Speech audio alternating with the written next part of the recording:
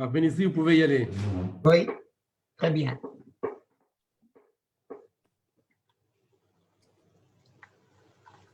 Chers amis, bonsoir. Le cours de ce soir est dédié à la mémoire des 45 victimes de la tragédie de Méron, à la mémoire de mon frère Shalom Zichrono Livracha et de tous les êtres chers.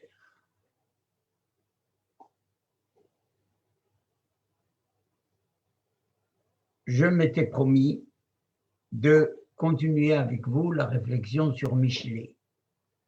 Mais vous savez que le livre de Michelet se termine par un hymne à la femme de vaillance. Et tel que nos sages, effectivement, le perçoivent, c'est magnifier le féminin d'une manière telle que cela jure avec le statut du féminin dans la halakha.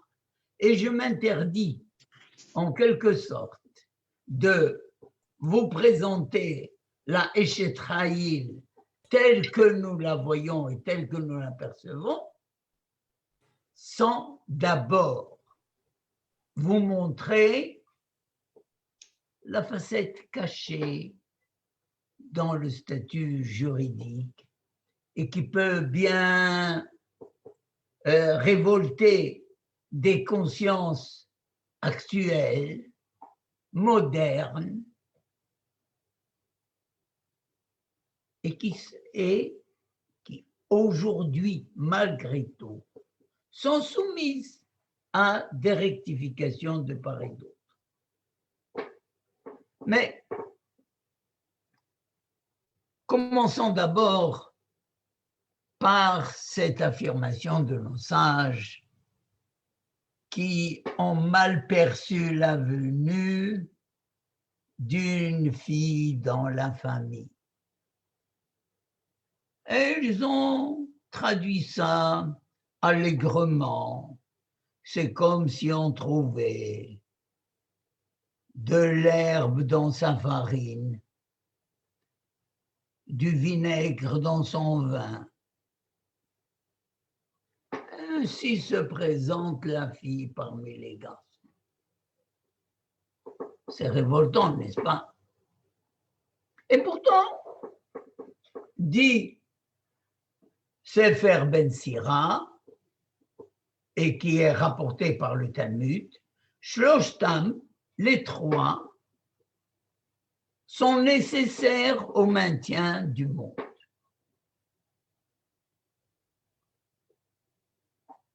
Et pourquoi? Alors Tanchuma explique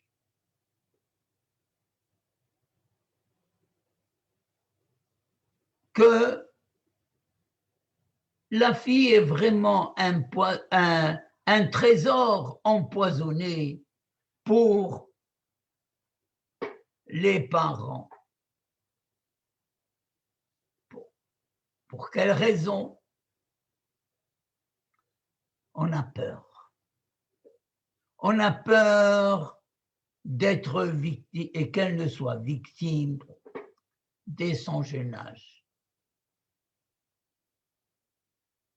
d'une mauvaise fréquentation.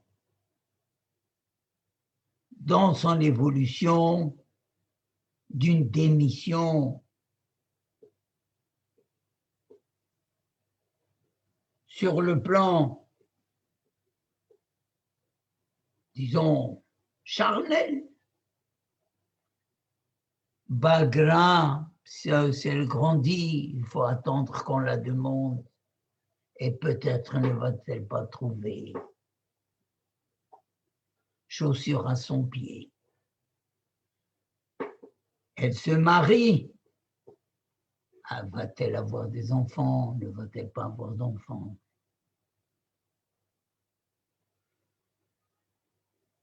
Enfin, on n'est jamais tranquille avec elle.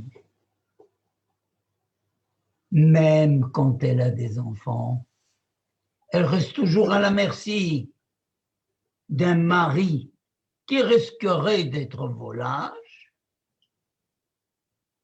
d'un malheur qui la priverait de son bonheur et de ses droits.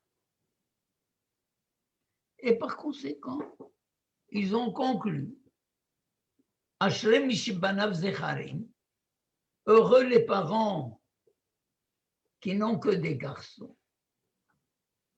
Malheur à celui qui n'a que des filles.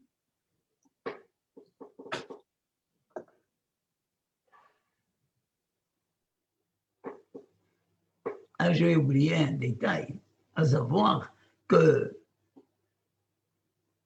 quand elle vieillit, voilà que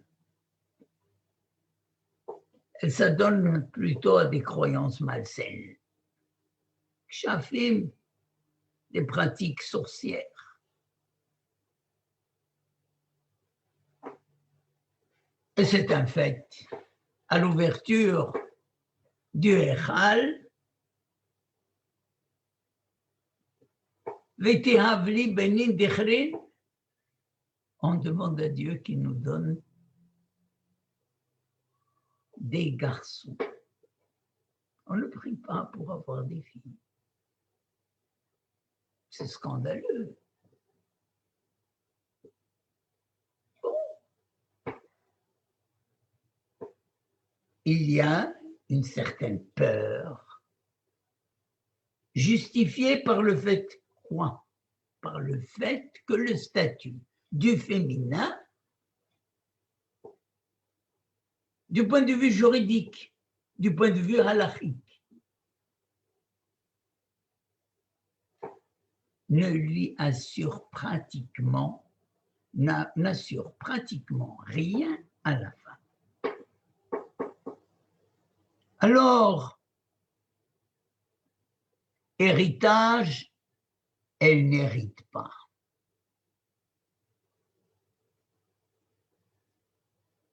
Ça, en témoignage, n'est pas pris au sérieux. Juger, trancher dans un différend, elle ne peut pas.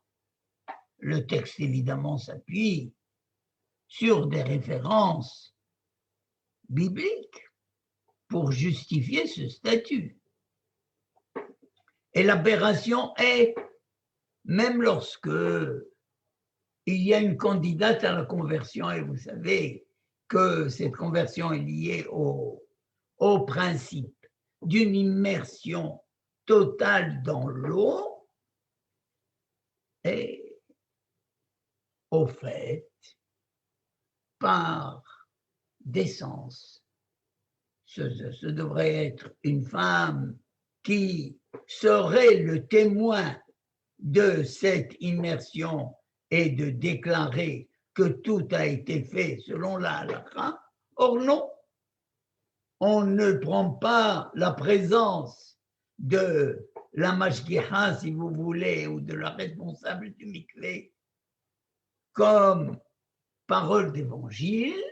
Il faut que des rabbins se mettent de l'autre côté de la cloison, qu'ils soient informés, qu'elle se soit trompée totalement et qu'ils l'interrogent sur ses intentions futures, et c'est cela, et c'est par là que eux déclarent que sa conversion est réglementaire. Alors, le mariage, qui est Mekadesh, c'est l'homme. L'homme sanctifie sa femme. Kikahishisha. Peut-elle, elle, le demander en mariage et le consacrer? Non.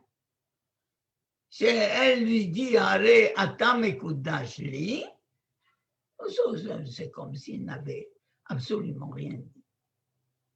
On se fonde uniquement sur le texte qui est kahish. C'est le ish qui prend Mais il prend, c'est très bien, c'est lui qui est Mekadesh, c'est lui qui les consacre, et il consacre avec de l'argent. Allez, pourquoi est-ce véritablement un kinyan, un achat? Oui. Oui, c'est une acquisition. Et c'est une acquisition qui va lui donner des droits. Ah non, mais c'est attention. Cette femme se met totalement au service de son mari. Elle, vous savez que vous allez rire. Du point de vue halachique, elle lui lave les mains, elle lui lave les pieds, elle lui lave le visage. Elle travaille et tout le fruit de son travail est pour son mari. Elle est à son service.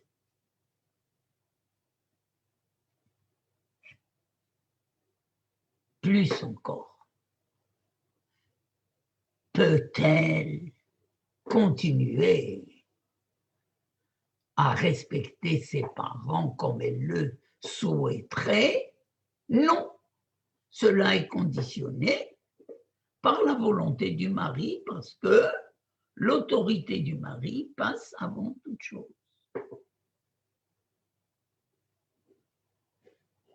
Plus encore, on a dit que la femme est dispensée de nombreuses lois de la Torah parce que elle est tributaire de la volonté de son mari. Quel scandale!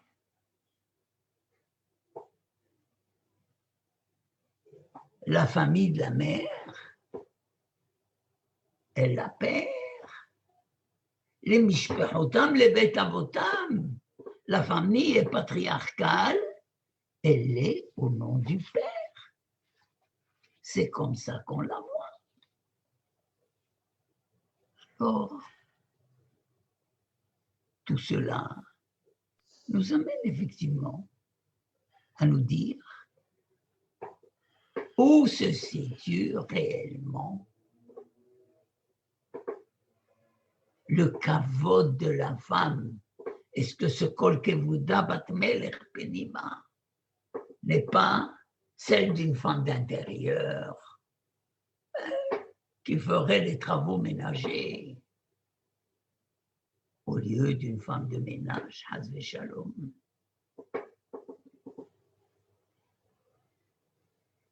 Et j'en passe parce que il y a d'autres restrictions. Ne parlons pas dans le domaine de la Keuna. Le Kohen, c'est l'homme qui a tout le privilège de la Keuna. Sa femme est accessoire. Maintenant, il y a même certaines restrictions, certaines lois qui lui ont été enlevées. Parce que, d'après la loi, une femme pourrait procéder à l'abattage d'une volaille, d'une bête, mais c'est le Rama qui dit qu'il ne faudrait pas laisser les femmes pratiquer cela et ce minag à force de loi. Elle ne peut pas être mohel, alors que d'après la loi, oui, mais on le fait parce que non, ça ne va pas. On ne va pas laisser un médecin femme pratiquer la mila. Une femme, elle veut porter des défilés, pourquoi pas? Non. Elle ne peut pas. Elle n'est pas toujours dans la disposition physique pour le faire. Peut-elle monter à la Torah, être appelée à la Torah? Ce sont des problèmes aujourd'hui que l'on remue. Hein? Ah non, pourquoi? Allez, ça va un peu déranger le public masculin. Parce que ça le dérange. Mais bon, on comprend que ça peut le déranger si elle est dans une tenue vestimentaire non adéquate, etc. Bon, mais c'est comme ça.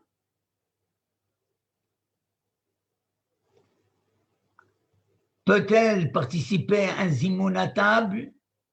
Non plus. Peut-elle faire Bédikat Hametz? Voici qu'elle fait, elle s'est cassé les reins à faire le ménage de Pessah. Alors, qui mieux qu'elle sait où les choses se situent et ce qu'elle a fait? Non. C'est l'homme qui doit faire Bédikat Hametz. Et lui, il vient de son travail. Il ne sait pas ce qui a été fait. Ah non, mais peut-être qu'elle a eu un moment de paresse, un moment de négligence. Alors, on ne va pas lui faire totalement confiance.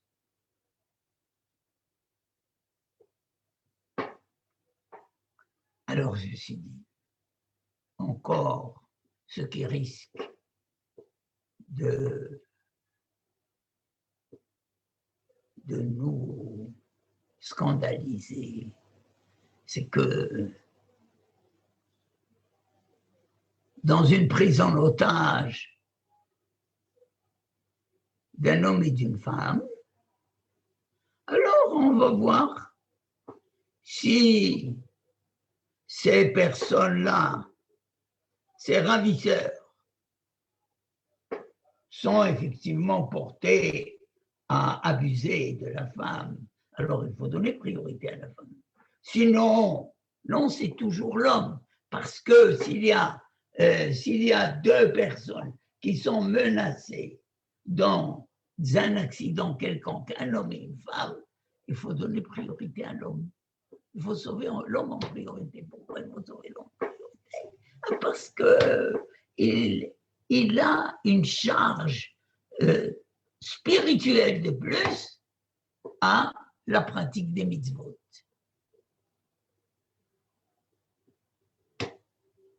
Enfin,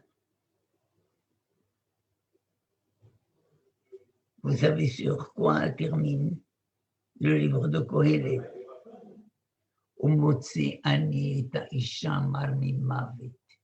Je trouve la femme plus amère que la mort. Un jugement aussi négatif.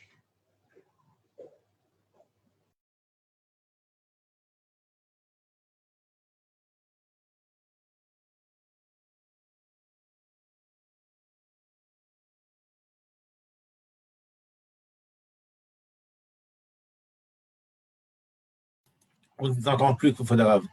On ne vous entend plus.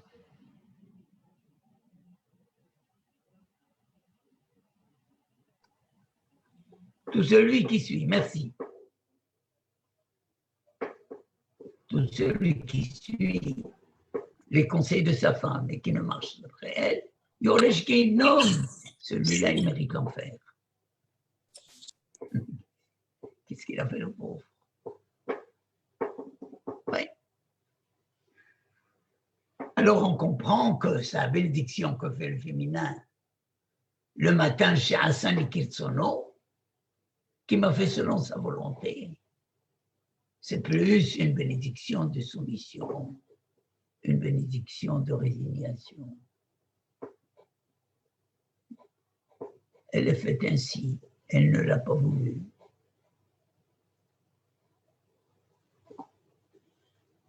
Bon, alors maintenant, soyons sérieux.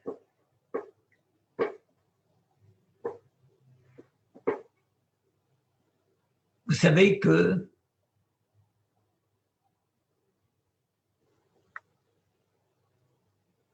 la Torah, telle qu'elle a été donnée lors de la descente d'Akadosh Baruch Hu sur le mont Sinaï vers l'homme, a relativisé tous les abus qui étaient monnaie courante dans les civilisations, dans les grandes civilisations de l'époque. Et la Torah a cherché à leur donner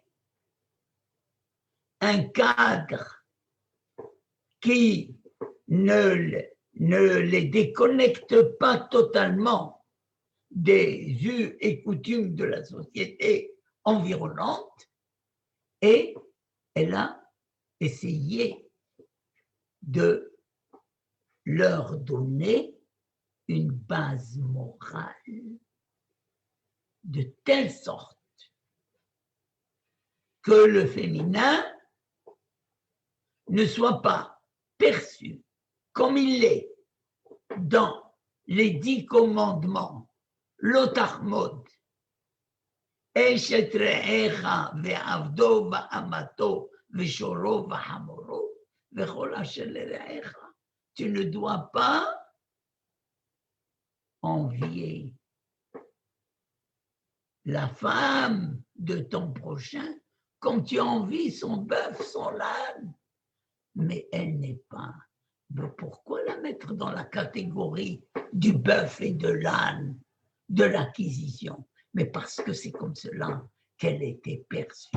Quand elle est l'objet de désir dans la société et qu'elle n'est que cela, alors voilà l'otachmod. Elle est au même stade aux yeux des autres. Alors ça, c'est la Torah qui est dans le collimateur du bas peuple, de la base. Et on a besoin de rappeler à l'un et à l'autre quelles sont les limites, qu'est-ce qu'ils peuvent effectivement réclamer comme droit et quelles sont leurs obligations afin de sauver à tout prix le ménage, l'alliance, et ne pas la laisser à l'arbitraire de chacun, comme c'était le cas. Parce que aujourd'hui, dans certaines religions, on peut décider effectivement de la rupture d'un lien du jour au lendemain, ni vu ni connu. Non. Il y a un minimum à assurer. Mais n'oublions pas qu'il y a une différence entre la Torah qui est donnée au Sinaï et Torah Hashem, la Torah de l'Éternel. La Torah de l'Éternel, c'est pas la Torah qui a été donnée au Sinaï. La Torah de l'Éternel, c'est la Torah à laquelle accède Moshe en faisant l'ascension du mont Sinaï. C'est lui qui monte vers Dieu, c'est pas Dieu qui descend vers lui.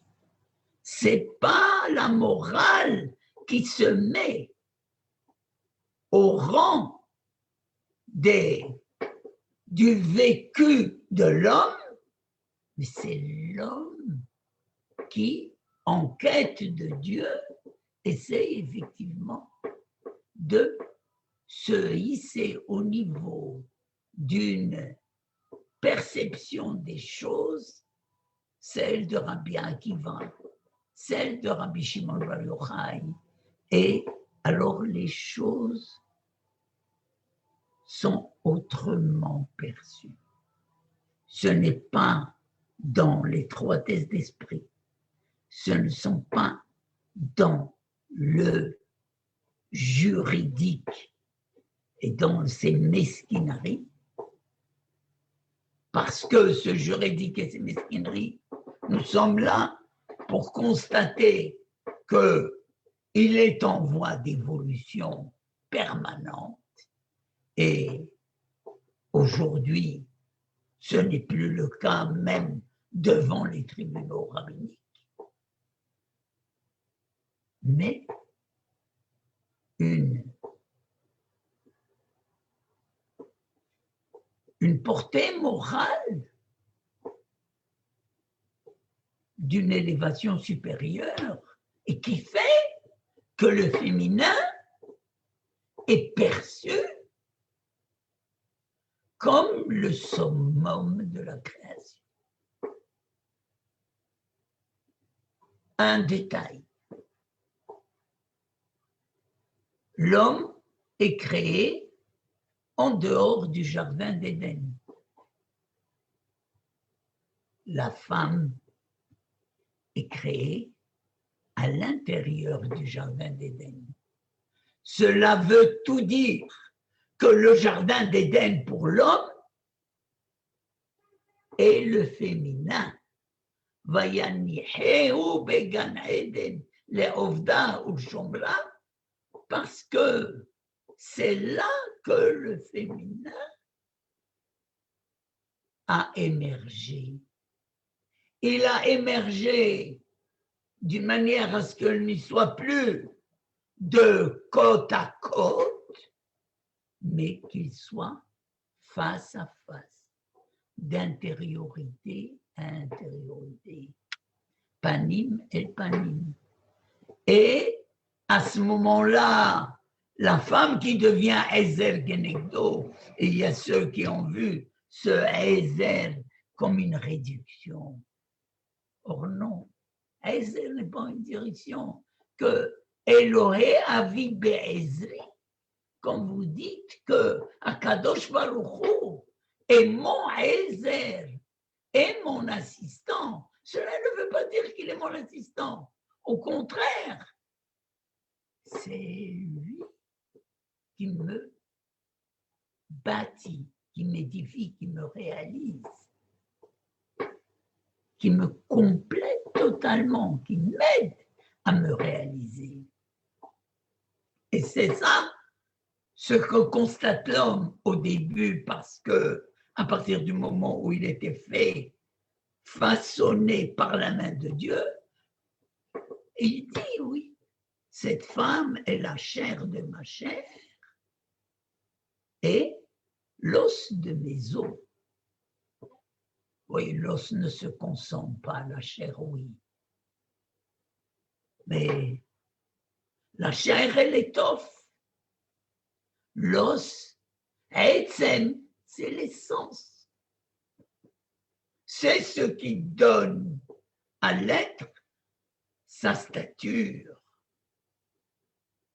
C'est ce qui le met d'aplomb sur pied. Et Bassar mi Bessari, c'est ce qui effectivement constitue à l'extérieur toutes les valeurs que je peux porter et que je peux exprimer. Et de ce fait, quand on réalise à ce moment-là, au passage, le féminin à travers la Bible, on voit que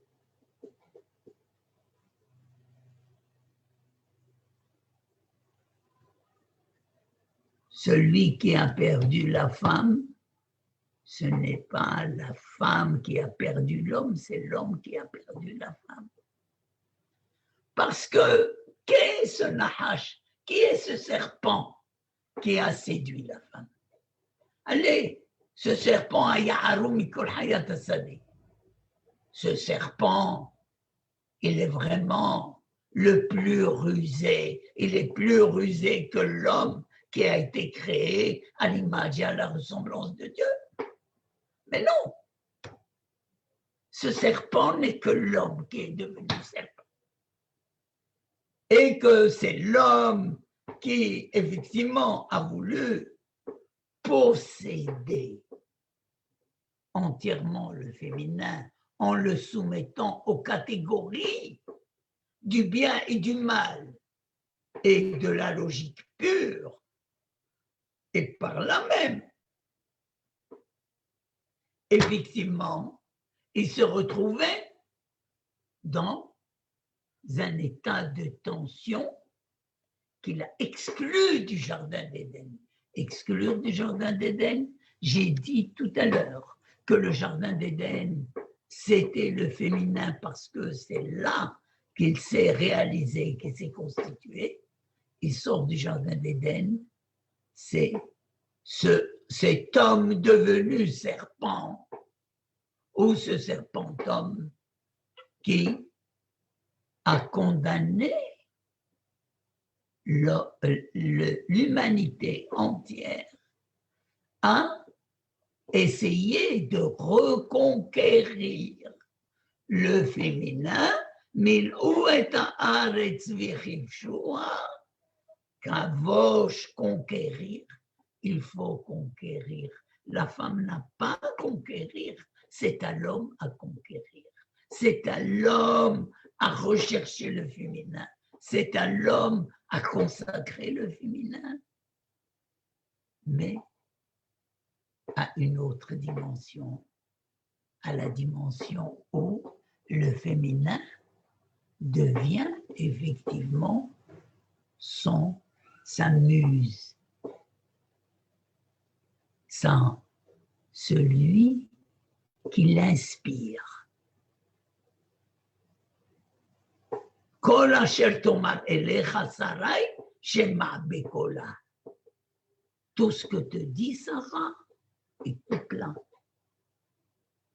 Arrivé à ce stade, alors que nous avions tendance d'abord à comprendre que le Ohel, la voici, elle est au Ohel, comme si on disait, elle est à la cuisine. Non, c'est elle le Ohel. C'est elle qui, effectivement, est capable de déplacer les choses parce que elle a un pouvoir de création permanent. Ce n'est pas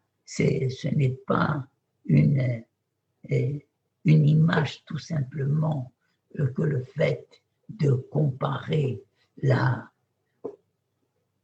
femme à la lune, mais non, Amosé Baten, c'est elle qui peut porter dans son ventre de nombreuses descendances de telle sorte qu'il y a un renouvellement, mais pas seulement un renouvellement, une évolution. C'est par là qu'elle se fait. Et effectivement, combien comptons? On ne compte pas tellement de prophètes au niveau des femmes.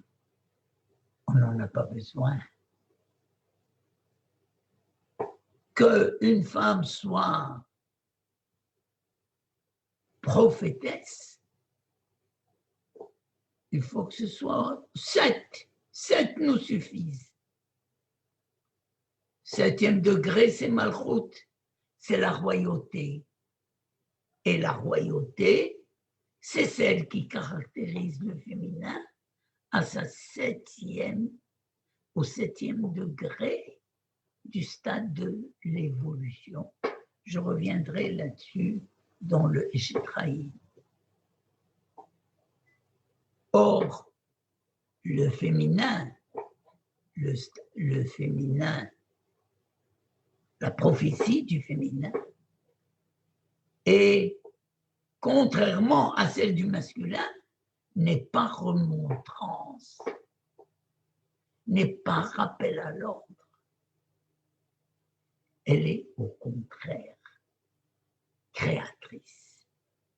C'est le féminin qui est doué de cette intuition que quand nos sages ont dit Bina Yetera Baisha, Bina Yetera Baisha, et c'est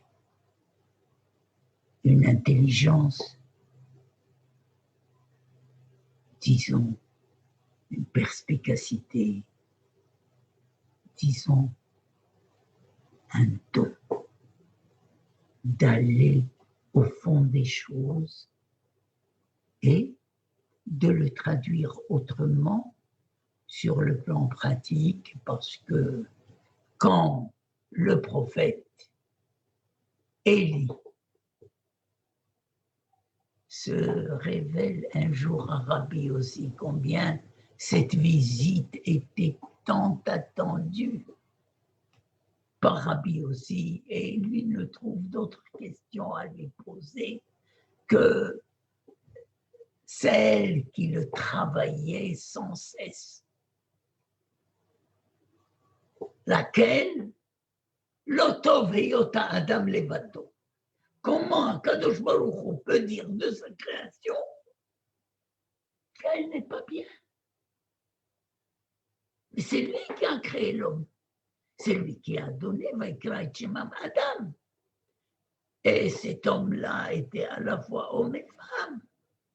Et puis c'est lui qui dit, alors que pour toute la création, il a dit Tov, tout était bien.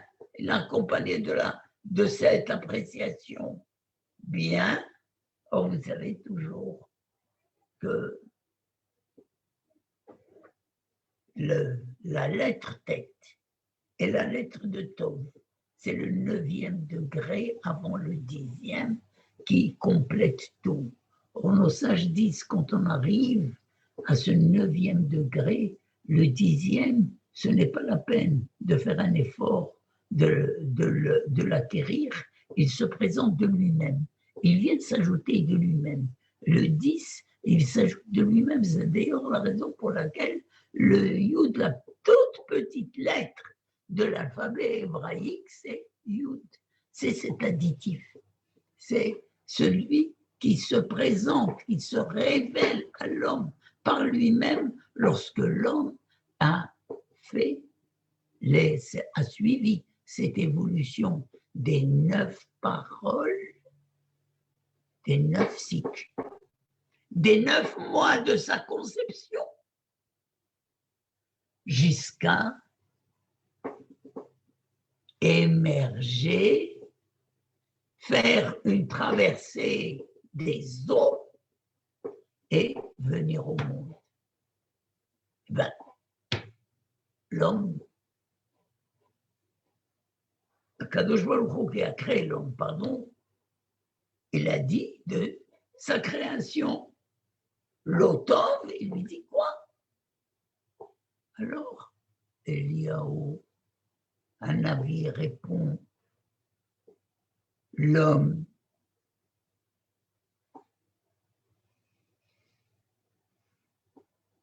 va au champ, il a semé, il a labouré, il a tout apporté à la maison, il a moissonné, il a tout apporté, mais peut-il le manger tel que? Il a été également planté le coton, il a cueilli, il l'a apporté. Est-ce qu'il peut s'habiller avec? Non. Sache que c'est la femme qui transforme ce blé en pain, ce coton en vêtements. C'est lui qui donne une âme à toute chose. Eh bien, tant que le féminin n'était pas créé, c'est un manqué. Mais cela ne veut pas dire que elle a fait un travail de tisserand ou de cuisinière en préparant son pain ou son coton. Pas du tout. C'est qu'elle a donné une finalité aux choses. Donner une finalité aux choses. Ça, c'est le propre du féminin, qui est lui-même finalité de la création. Et c'est pour cela que ce couple monogame à l'origine, oui, ça c'est comme ça qu'il faut le comprendre. Akadosh Baruch Hu n'a pas créé 2 hommes, 2 femmes, un homme, 2 femmes. Non. Le premier qui a pris 2 femmes, on l'a appelé l'émech et il est resté avec ce qualificatif de sot, parce que pour assumer le féminin dans son unicité, il faut, sauf des cas exceptionnels de maladie, où les choses différemment évoluent, alors, bon, il y a qui ייקח איש שתי נשים, כי תהיינה לאיש שתי נשים, pas qui ייקח איש, qui תהיינה, lorsque il y aura 2 femmes. Il y aura 2 femmes parce que bon, il y a une qui a été effectivement prise, immobilisée par une maladie, elle est devenue impotente, elle n'est capable de répondre à rien. Alors plutôt que d'aller chercher ailleurs légalement, il y avait une possibilité de prendre une 2e femme, mais ce sont des cas bien précis, mais seulement le couple idéal que nous avons, c'est celui d'un couple monogame et celui de Yitzhak et Rivka, parce que pour nous, la référence du Zera Abraham, c'est Yitzhak Avinu. C'est Yitzhak Avinu qui a pris Rivka.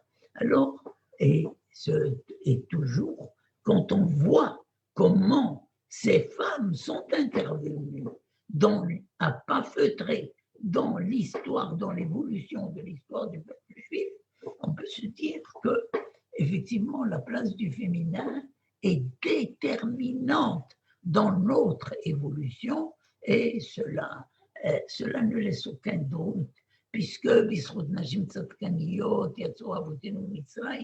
c'est par le mérite des femmes que nos ancêtres sont sortis d'Égypte. C'est Bathia, la fille de Pharaon, qui a sauvé Moshe. Sans parler de Myriam, sans parler de ces sages-femmes, ce sont les femmes qui ont réclamé la terre d'Israël. Alors, ce sont les femmes qui se sont refusées à se démettre de leurs bijoux, de leurs ornements, pour le péché du veau d'or. Les filles de Sophrate réclament farouchement leur part dans la terre d'Israël, contrairement à l'attitude des explorateurs. Tout cela, par la suite, nous aurons même à apprendre des autres femmes, comme Hulda Nevi'a, comme Abigail, d'autres dimensions de pensée, je les rappellerai dans l'étude de Eshetraï. Mais ceci tout simplement pour dire que si sur le plan de la justice dans ses étroitesses, dans ses limites étroites de pensée, elle est restée quelque peu injuste vis-à-vis du féminin. Tout au contraire, la Torah, celle qui arrache l'homme à sa pesanteur, à son cycle permanent, répétitif, c'est celui de la femme. Et nous pouvons dire que dans ce domaine, l'égalité, elle est dépassée. Elle est dépassée par le fait que le féminin est devenu l'inspirateur de l'homme. Et c'est pour cela que le Haram aimer sa femme comme soi-même, mais la respecter plus que soi. Ça, c'est effectivement l'ultime bénédiction que peut mériter l'homme, que peut appeler l'homme de toutes ses forces. Parce que Eshet Hayil Ateret Bala, la femme de combat, la femme de vaillance, est véritablement la couronne de son mari. Alors, je vais m'arrêter là le secours parce que je n'ai pas voulu vous maquiller la situation en vous présentant Eshet Hayil.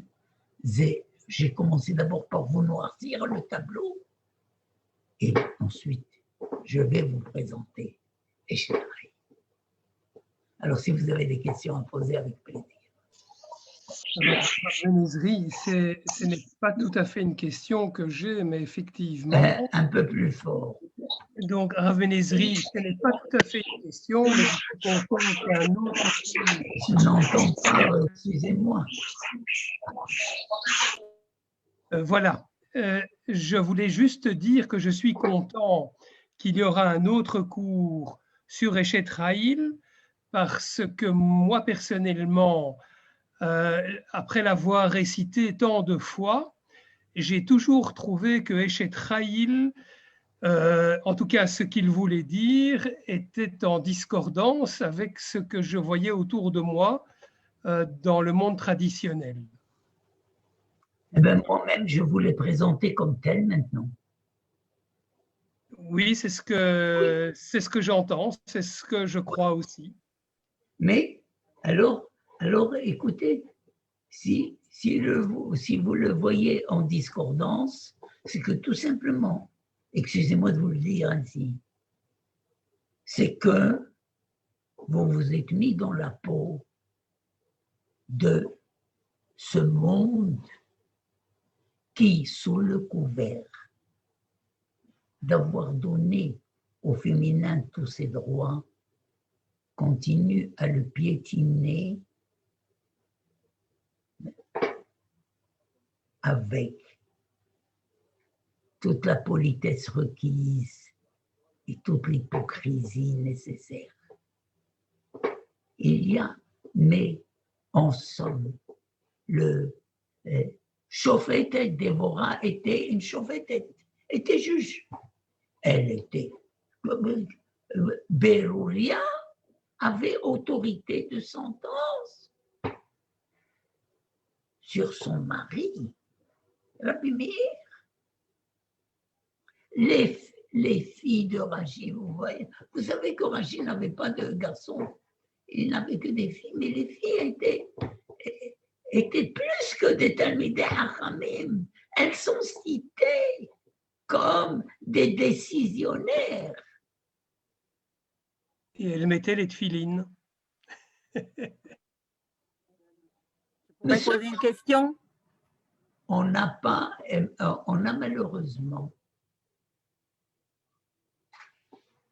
on a perçu le féminin comme les autres l'ont perçu et on l'a laissé dans cet encadrement, dans ce petit encadrement de la vision des choses qui faisait que Akadosh Baruch Hu ne pouvait pas du jour au lendemain arracher les enfants d'Israël à la pollution de la culture égyptienne.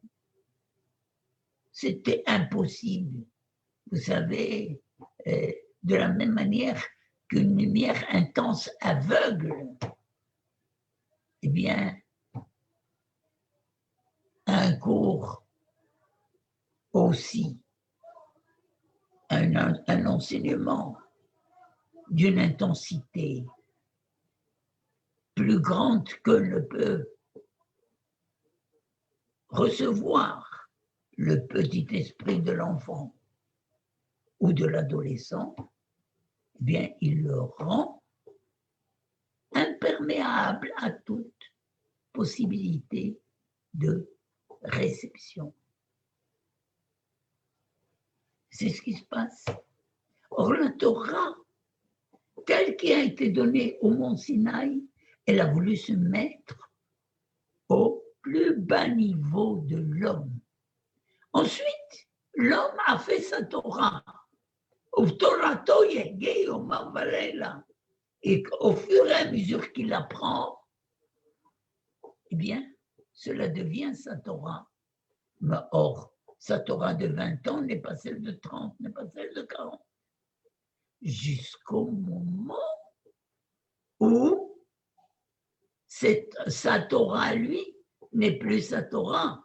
Elle devient Torah Hashem. Elle devient capable d'une envolée spirituelle telle que même les anges qui sont entièrement feu ne peuvent pas prendre le feu que produit l'homme sur le plan spirituel sans se brûler. Ça, c'est la véritable Torah où Vaya'al Moshe, quand Moshe monte, lui ne se contente pas de la Torah qui est révélée par Akadosh Baruch Hu, un peuple qui est encore cloué au bas de la montagne et qui ne peut pas, qui se sont incapables de la gravir, de la monter, parce qu'il a peur de mourir. Et c'est ce qui fait que même lorsque Dieu a parlé, on nous dit qu'à chaque parole, il perdait son âme et il l'a retrouvée par la suite. C'est-à-dire qu'il n'était pas capable, même à ce niveau-là, d'accepter ce qu'on lui disait. C'était déjà plus fort que son entendement. Je peux poser une question? Oui. Bonjour, Monsieur Benezri. Rita Kovler, une fois.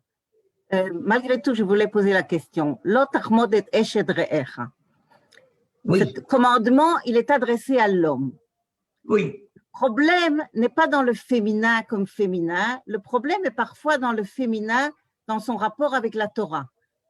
Ce commandement, quand on le lit, il ne m'est pas adressé, ou bien comment il m'est adressé? Je n'ai pas entendu la dernière phrase. Le commandement, l'otachmod et eshed re'echa.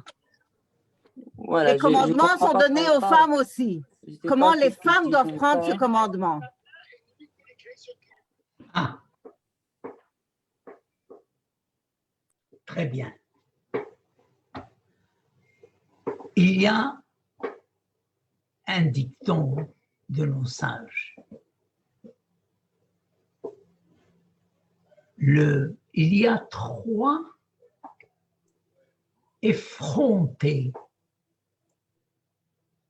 dans la création. Dans la volaille, c'est le coq.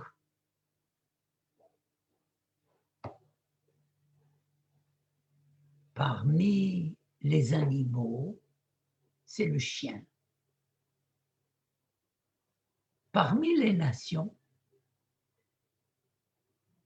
c'est le peuple d'Israël.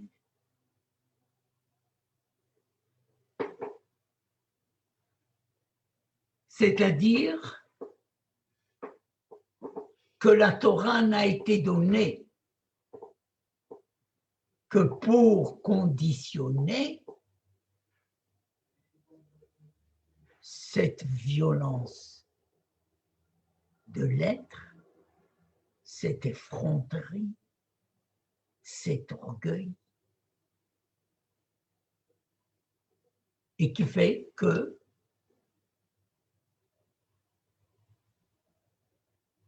la Torah, dans ses 613 mitzvot, ne concerne que l'homme. Mais la femme n'a pas besoin des 613 mitzvot. Pourquoi? Parce que sa nature est tout autre. Elle n'a pas cette effronterie. Elle ne va pas chercher à se mettre au-devant. Elle a une certaine retenue, elle a une certaine discrétion. Et donc, pour elle, si on dit mitzvot she'azman grama, nashim pturot, les mitzvot conditionnés par le temps, les femmes sont dispensées, elles sont dispensées parce que, a priori, elles ne sont pas concernées. Elles peuvent atteindre leurs objectifs sans cela.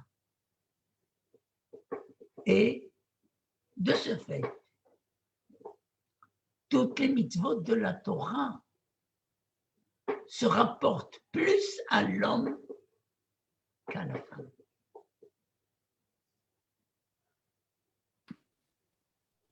Les Chvod Harav, est-ce que je peux... À ce moment-là, chez Hassani Kirtsono, mais moi je suis le Ratzon d'Akadosh Baruch Hu.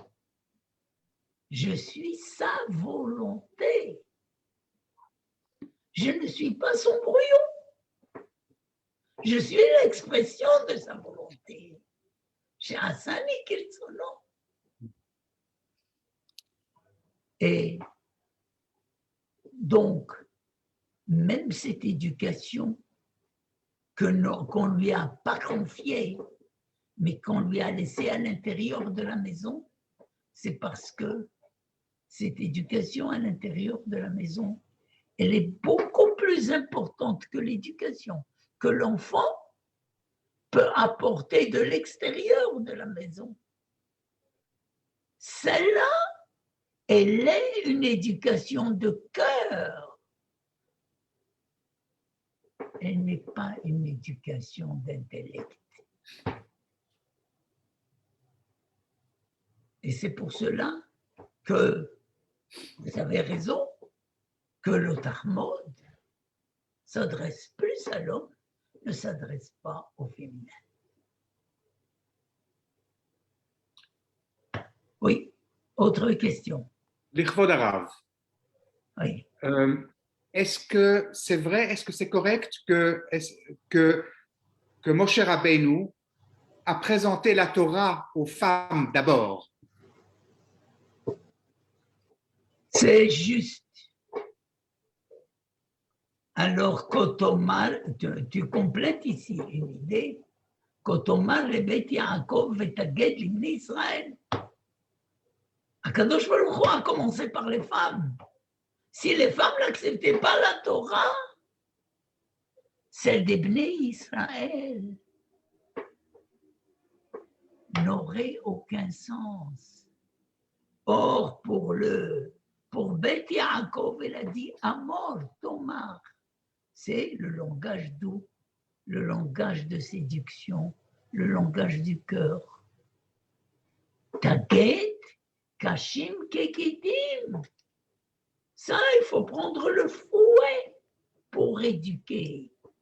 Il faut des nerfs de bœuf. Nous avons été éduqués avec ça. À Emma Banim, dans le cheder, le maître avait un nerf de bœuf séché. Si on perdait une concentration de pensée, on voyait ce nerf de bœuf s'abattre sur nos épaules. Un air de bœuf, vraiment. Ouais, oui, C'est vous êtes élevé à la dure. Hein. Vous vous rendez compte, hein? Bon, c'était l'époque, hein? C'était l'époque. Comme quoi, on a, eh bien, il y a toujours une évolution, il y a toujours une manière de voir les choses, et Baruch Hashem, il y a cette ascension perpétuelle de l'être qui fait que lorsque l'homme, on n'a pas besoin ni de l'enfermer dans une prison, on n'a pas besoin de lui faire violence, on n'a pas besoin de s'élire, il est de lui-même capable de comprendre, d'adhérer. C'est bon, et c'est l'enfant dans son adolescence, il est rebelle à tout aussi. Et il ne faut pas le mésestimer sans l'opposition qu'il montre à tout celui qui voudrait lui donner un enseignement qui est étranger à sa propre nature. Oui. Oui, Monsieur Benizri, bonsoir. Vous dites qu'effectivement, il y a une évolution, que nous évoluons, que la Torah a été donnée à une époque et on a créé les fonctions des hommes et des femmes en fonction de ce qu'il y avait autour de nous à l'époque de la sortie d'Égypte, de manière à ne pas éloigner les gens trop des cultures qu'ils connaissaient. Mais de nos jours, tout a évolué, tout a changé. On dit que derrière chaque homme qui a réussi, il y a une femme. Mais pourquoi de ce fait, puisqu'elles ont cette sensibilité, cette intelligence innée, et qu'elles ont une capacité d'apprendre également, aujourd'hui, dans le judaïsme, nous ne les trouvons pas au rabbinat, en tant que rabbin également. Pourquoi ne pas leur permettre d'avoir ces fonctions aujourd'hui, où elles pourraient également avoir une influence importante sur la vie de chacun? Alors, je vais vous le dire. Ici, la réponse est très simple.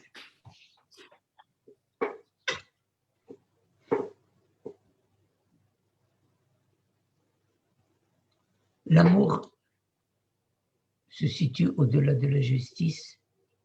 Nous sommes d'accord. Si le féminin est le langage du cœur, pourquoi faut-il le réduire au langage de la raison?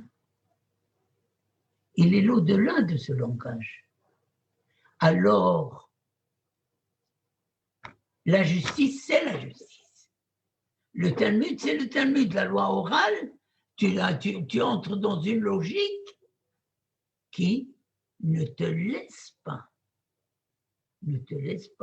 Tu n'as pas finalement un espace de,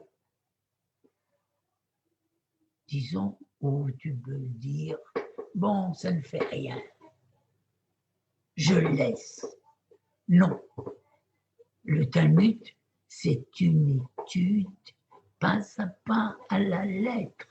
Tu te rends compte que nos haramim disent que Beth Hillel et Beth Shammai aïou ke'oivim, comme des ennemis, ils se disputaient la loi. Mais ils terminaient ke'oravim, terminaient. Et ils s'enlaçaient à la fin pour ne pas laisser cette loi les diviser. Cette justice les diviser. La loi orale, c'est la logique pure. Ce n'est pas la hamim, la loi du Zohar, n'est-ce pas? Celle de Rabbi Shimon bar Yochai. Et d'ailleurs, j'ai eu la semaine dernière l'occasion de dire que les 24 000 élèves de Rabbi Akiva qui ont disparu ont été victimes de cet esprit, n'est-ce pas, de grattage, n'est-ce pas?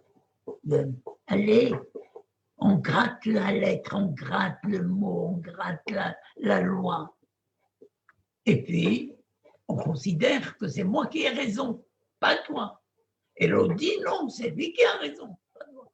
Non. Or, dans le Zohar de Rabbi Shimon bar Yochai, on en revient plutôt à ce langage du féminin qui est tout amour. Rahamim Batim, introduire la notion d'amour dans la justice, alors c'est ce qu'on ne veut pas symboliquement. D'ailleurs, maintenant, en quelque sorte, des personnes qui sont et au gouvernement et dans la magistrature aussi, c'est un fait qu'il y a des femmes et qu'il pourrait y avoir bien des femmes au Bagatz qui personne ne les arrête. Vous savez très bien qu'il y a une femme orthodoxe à la haute cour des États-Unis, n'est-ce pas? Et qui vient d'un milieu hassidique pur et dur. Donc, il n'y a pas de contradiction. Seulement, on ne veut pas établir une règle générale de telle sorte à ne pas réduire le féminin à cette logique mathématique uniquement. Il faut le laisser s'exprimer autrement. Maintenant, si toi tu veux, tu peux le faire. Tu peux le faire. Rien ne t'empêche.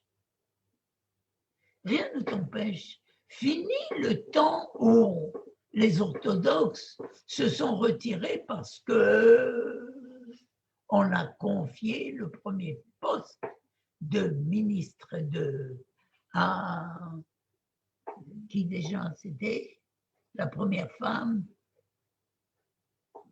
qui est arrivée à la haute à être premier ministre en Israël. Golda Meir. Son nom m'échappe. Golda Meir. Golda Meir. Hein? Golda Meir. Golda Meir, oui. À Golda Meir. Aujourd'hui, aucun orthodoxe ne quitte le gouvernement parce que peut-être qu'une Ayelet Shaked demain optera pour ce poste.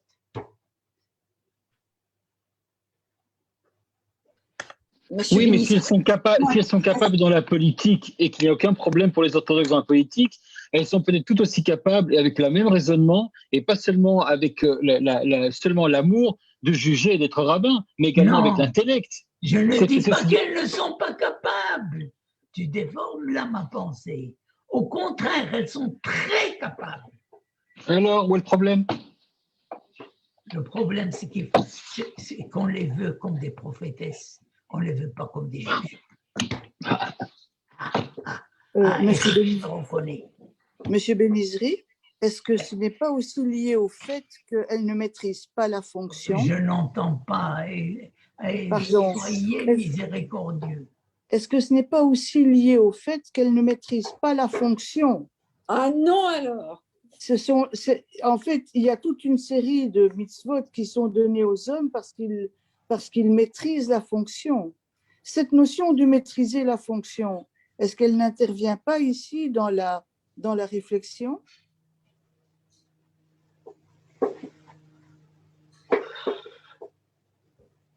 J'ai entendu la moitié, l'autre moitié, je ne l'ai pas entendu, alors je ne peux pas répondre. Excusez-moi. Un peu plus haut, un peu plus fort. Non, je disais, est-ce que le fait de ne pas... les femmes ne maîtrisent pas la fonction? L'attention. La fonction, en règle générale, toutes les mitzvot qui sont données aux hommes relèvent aussi du fait qu'ils maîtrisent la fonction. Les femmes ne maîtrisent pas toujours la fonction. Est-ce que ça n'intervient pas aussi dans la réflexion? Oui, certainement que cela intervient. Mais cela n'est pas la raison essentielle. Moi, je dis que la raison essentielle, c'est que le féminin est capable de plus. Pourquoi, effectivement, le maintenir uniquement dans cette optique oui, ça, je comprends bien. limitée. Oui. Au contraire, laissons-lui les coudées franches. Et ça, et bien sûr qu'il peut le faire. Bien sûr. Je peux poser éventuellement une question politique. Une question politique. Oui. Erev Tov Rabbi Benizri, il y a quelques années, le rabbin Adin Steinsaltz avait Oui. écrit un livre sur la femme et sur la place de la femme, n'est-ce pas, juive, bien sûr. Et il a été, disons, menacé et où on lui a gentiment demandé, certaines autorités ici en Israël, de retirer de la vente son livre. Est-ce que vous savez ce qui s'est passé entre le rabbin Adin Steinsaltz, qui a dû sûrement faire un éloge, n'est-ce pas? Et pourquoi que s'est-il passé avec cette histoire-là? Il lui a demandé de retirer ce livre. Moi, j'ai lu ce livre. Je l'ai déjà, je l'ai d'ailleurs. Moi, quand j'ai voulu l'acheter, c'était plus possible. Et on m'a dit qu'il avait été retiré.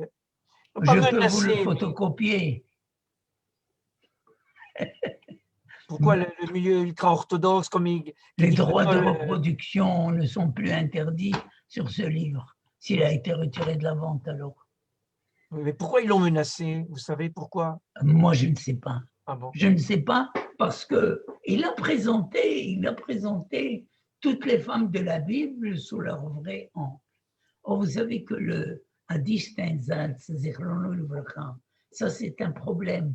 Aujourd'hui, on vous reconnaît ou on ne vous reconnaît pas, n'est-ce pas? Il y a des courants dans le judaïsme qui ne se tolèrent pas les uns les autres. C'est comme autant des disciples de Rabbi Akiva. Or, il faut admettre que l'autre, de la même manière qu'avec vos enfants, vous composez parce qu'ils ont un avis différent, une vue différente des choses. Vous ne leur imposez pas votre manière de voir et de faire. Et vous l'admettez et vous essayez de comprendre. Alors, cet esprit d'ouverture, malheureusement, il n'existe pas sous prétexte que la meilleure façon de conserver la loi, c'est de ne pas céder un pouce du texte, et pas seulement du texte, même de l'habit. S'il faut des chaussettes blanches, il faut des chaussettes blanches. S'il faut un frac noir, il faut un frac noir. Bon, on va pas passer au fragonard. Merci.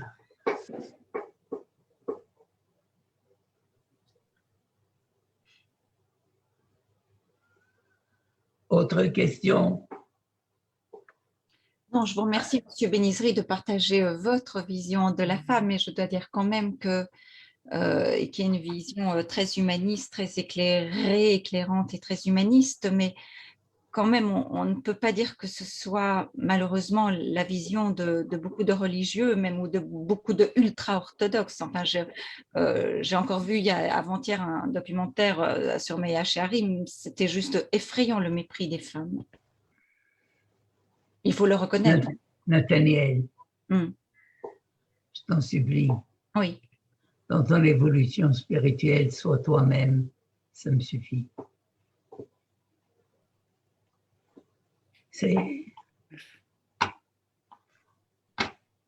Il fut un temps où on jouait aux décalcomanies. Hein? Alors, si on continue à jouer aux décalcomanies, tout en étant adulte, et à reproduire les images et les stéréotypes des autres, on n'en finit pas. Laissons tomber. Soyons créatifs. N'est-ce pas, Eric? Oui, je suis tout à fait d'accord avec vous, mais encore plus créatif. D'accord. Le Talmud dit bien concernant les femmes, le Talmud dit Bina Yetera. Oui, Bina Yetera. Bina Yetera Baisha. Bina, il y a le mot binyan. Binyan, exactement. C'est une construction, c'est une édification. C'est pas une simple intelligence mathématique. Non, Mot à mot, C'est comme un le dit ensemble. Bina Yetera. C'est un ensemble, c'est une conception. C'est une conception. Vous savez, on va parler. Toutes les sphères sont féminines. Les sphères de pensée, la sphère de la création, la sphère de la noblesse, c'est féminin. Le Shabbat, il est masculin en français. En hébreu, il est féminin. La Torah, elle est féminine. Torah Shebe'al Peh est masculin. Et c'est pour cela que le féminin est interdit d'accès. Parce que c'est la limite. Mais n'empêche qu'il y a des femmes qui sont érudites d'un très haut niveau et nul ne les exclut. Personne. Voilà, mes chers amis, je vous quitte. Même à la Delphine, semaine prochaine. je pourrais vous poser encore une question, Monsieur Benizri? Oui. Il y a cette femme rabbin en France qui est très, très célèbre, qui apparaît souvent, Delphine Hortefeux, je crois qu'elle s'appelle. Vous la connaissez? Quel est votre sentiment sur le fait que cette femme soit rabbin et qu'elle soit reconnue et qu'elle soit acceptée et qu'on la prenne souvent dans les médias pour montrer qu'il y a effectivement quelque chose de différent, une manière de voir les choses féminines, mais tout aussi sérieuse que si c'était un homme? Est-ce qu'elle est acceptée par le rabbinat en général? Est-ce qu'elle pourrait l'être? Elle est brillantissime. Ceci, elle est brillantissime. Et de qui parlez-vous? De Delphine Orviller. C'est ça, Eric? Pardon? Oui, c'est ça. Delphine Orviller, oui, tout à fait. Voilà, Delphine exactement. Orviller. Je ne la connais pas. Cela Mais qui est m'échappe. une vraie philosophe, qui est une vraie... Oui, mais bon, écoutez, elle est rabbin de quelle communauté? Elle est rabbin en Réformiste. France, ça, je ne sais pas. Réformiste. Montagnier le sait peut-être. Réformiste. Elle est libérale. Elle est libérale. Libéraux. Bon, Ah, oui. alors ici, on tombe dans l'eau. Non, mais elle ne pourrait pas être ailleurs. Il faut laisser la synagogue au milieu au milieu de l'église. Mais elle ne pourrait pas être rabbin autre part que dans ces milieux-là. Non, mais écoutez, si on va se disperser dans différents courants et différentes... D'ailleurs, bon, il y a aujourd'hui... Il y en a beaucoup. C'est vrai que nous avons besoin d'une autorité générale. Nous avons besoin d'un regroupement. Nous avons besoin... Tant que nous n'avons pas retrouvé cette autorité du Sanhédrin, c'est difficile de créer des cellules. Et de faire des changements. Et d'entreprendre des changements qui peuvent effectivement faciliter la désintégration de toute l'unité du peuple juif, et qui n'est pas facile. D'ailleurs, aujourd'hui, sur le plan politique, nous voyons ce que ça donne. Alors, qu'en serait-il sur le plan spirituel? Éventuellement, la personnalité de Nechama Leibovitch. Pardon? Que pensez-vous de la personnalité de Nechama Leibovitch? Nechama Leibovitch, écoutez, Nechama Leibovitch, c'est dans la pure tradition. C'est une... vous savez que moi, j'ai fait mes premiers pas de pensée juive avec Nechama Leibovitch. Et je la respecte en tant que maître à penser. Vous savez, son frère, le professeur Leibovitch, lui, Yeshayahu Leibovitch, est beaucoup plus audacieux qu'elle, mais je vous avoue qu'il a une intelligence pure, raffinée, qui est digne d'être approfondie. Mais vous savez, partons du principe que tout tout fruit a une fine pellicule, une épluchure, une coquille. Hein? On entend le bruit. Même quand on me livre un enseignement, on me dit « Acceptez-vous les coquilles ?»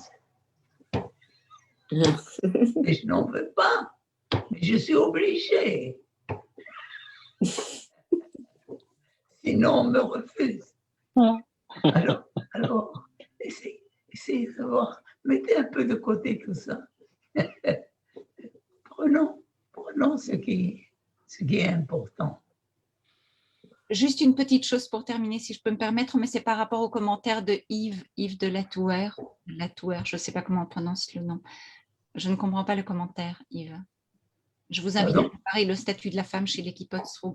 Non, moi je voulais dire que quand vous parliez du statut de la femme chez les religieux, moi je connais le statut de ma femme, d'autre part d'énormément d'amis religieux qui sont en Israël.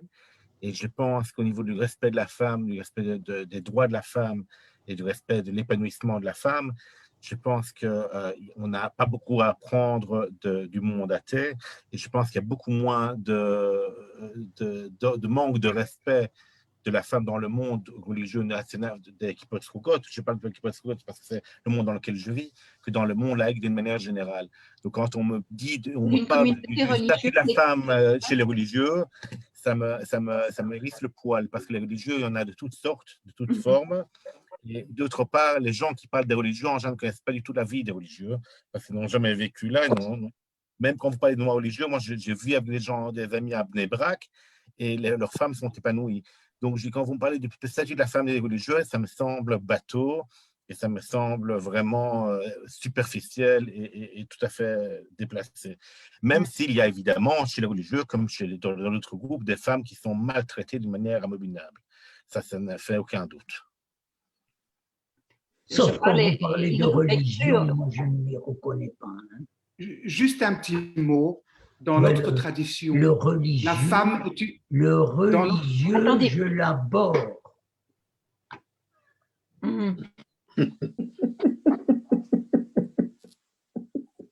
Le religieux, je l'aborde. Je l'aborde. Parlons de spiritualité, parlons d'autre chose, n'est-ce pas? La religion est humaine, elle n'est pas divine. Je voulais juste rajouter un petit mot. Dans notre tradition, la femme est une perle. Le mot penina and penima. Penima veut dire intérieur. Penina veut dire une perle. Oui. Dans notre tradition, la femme est une perle. Merci. Très bien, on reviendra là-dessus. On reviendra là-dessus, mais ça dépend à combien tu l'achètes.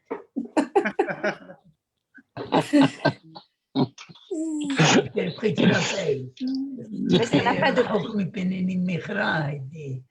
dit Shlomo Ameler qu'elle ne se monnaie pas avec des perles. Hein.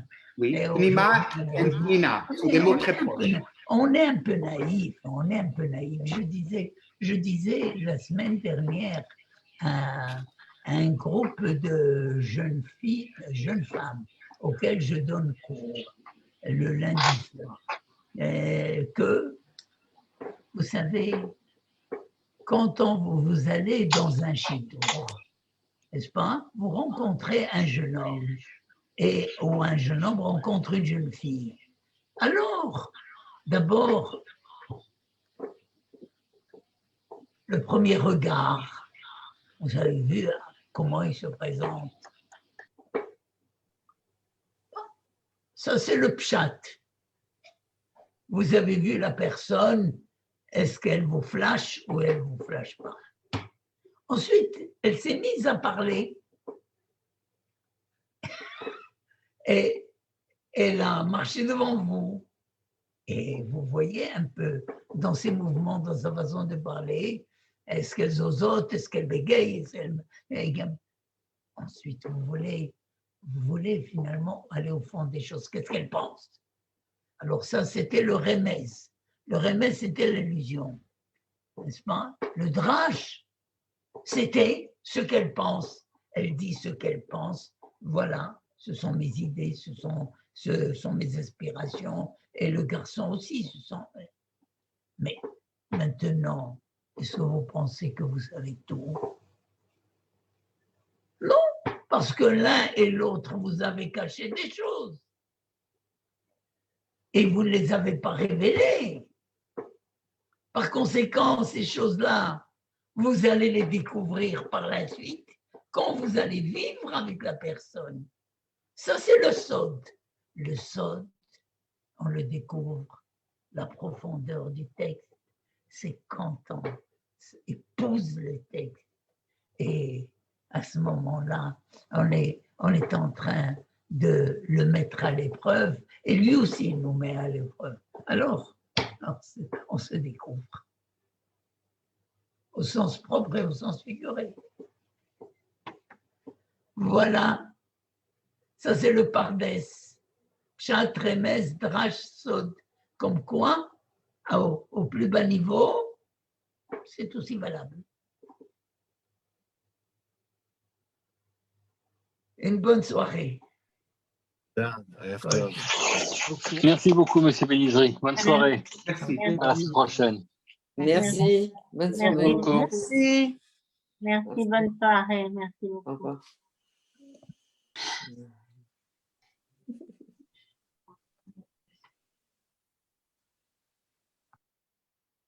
Quand même, moi j'en reviens au lien que j'ai vu. Et ça passe